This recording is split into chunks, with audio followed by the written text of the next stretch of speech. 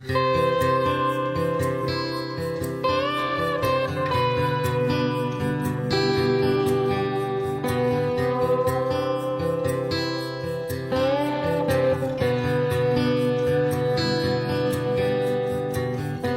the way you smile at me. It's the way you make me laugh. It's the way you always find the words to say. Everything that you give, everything that you take, it's the way you choose to meet me halfway. I'm so glad we share this world. Your love's a gift, I treasure it. So thank you, thank you, thank you for being you.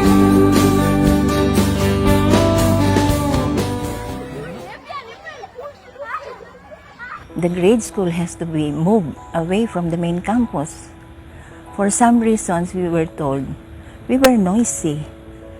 And the priests at Loyola House were heavily disturbed because of the running around shouting of these boys. We had kindergarten up to grade 7 then.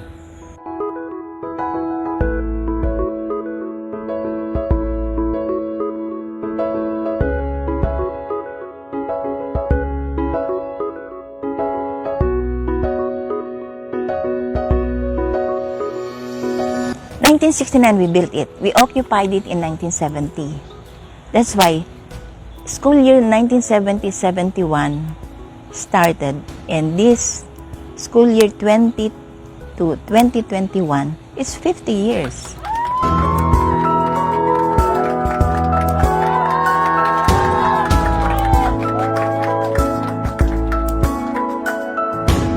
It was really providential. I met the then Father George Hofilenya in a most difficult place because it was a wake of a former classmate. I met with him the following Monday and he said, "Do you know how to teach?" I said, "Yes, because I have already been teaching music with children from other places." And he said, "Can you report that following Monday?" I said, "Okay, I will come." And from then on, everything became history.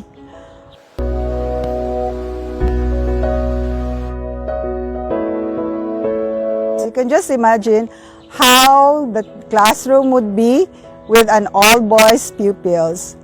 But I learned to love the children because most of the break times, they would stay in my classroom, which was right here on my right side, and it was still a wooden classroom.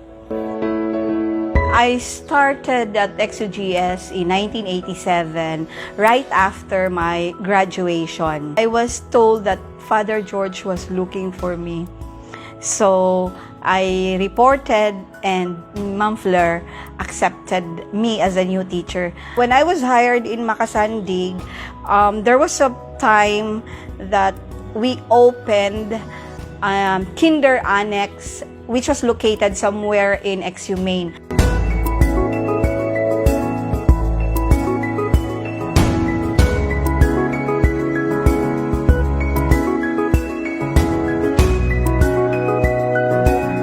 So from 1986, after my graduation, Father George took me and asked me if I'm willing to teach kinder. I said, yes, I love teaching small kids. I continued teaching here in Xavier, and I started to love Xavier na.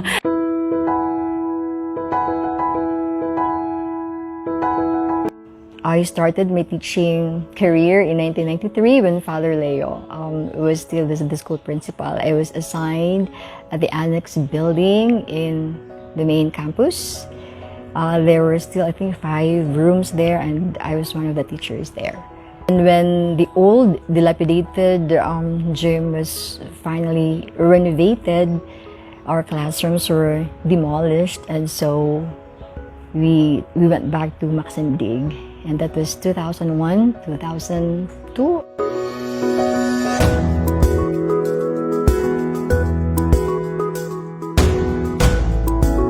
And it was collegial. We were a family, very close-knit. And Father was the father of all. The grade school family was very close to one another. The camaraderie among the teachers was very evident. For us, at least we, the younger teachers, we felt that relationship was very important. We are like a big family that there were issues but very little. We were into helping each other. And then para siyang one for all for one. I will always go back to kanang camaraderie, sense of belongingness, kanang support system. Kay although there were times that I would feel down, there will always be teachers who will lift you up and try to encourage you to not stop. Most of the time when we did something, we were not really doing it for our own selves. We always, at the back of our mind, we always thought of this is also for the school.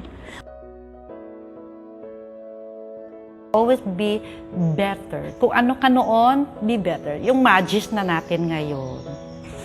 Other than my Jesuit education, my dealing with the Jesuits personally have encouraged me to be, humble. Because I was always thinking that I have so much. Why do I have to stay? But then, staying is sharing so much of what God has given you. It's really the experience there in Macasandig that made me mature as a teacher and as a person. Dito lang ako sa Savior natutong maging generous. Tuloy pa rin ang pagka-generous ko to others. Never stop.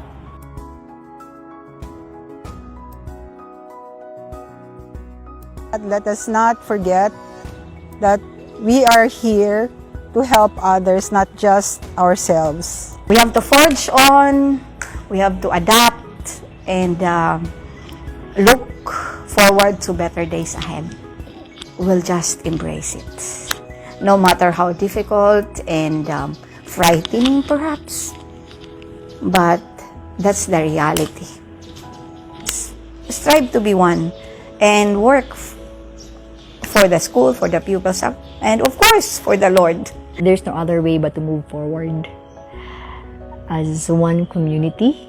And I just really hope that we'll be able to work together in harmony and peace, where there is respect, kana sensitivity, where there is appreciation, where there is kindness, where there is encouragement.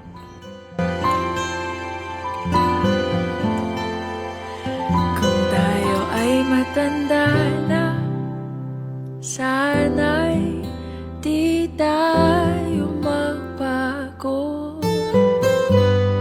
Kailanman, nasaan may ito ang pangarap ko. Makuha mo ba kaya ako'y hakan at yakapin? Hanggang sa pagtanda natin, nagtatanong lang sa'yo, ako pa kaya'y ibigin mo? Kung maputi na ang buhok ko.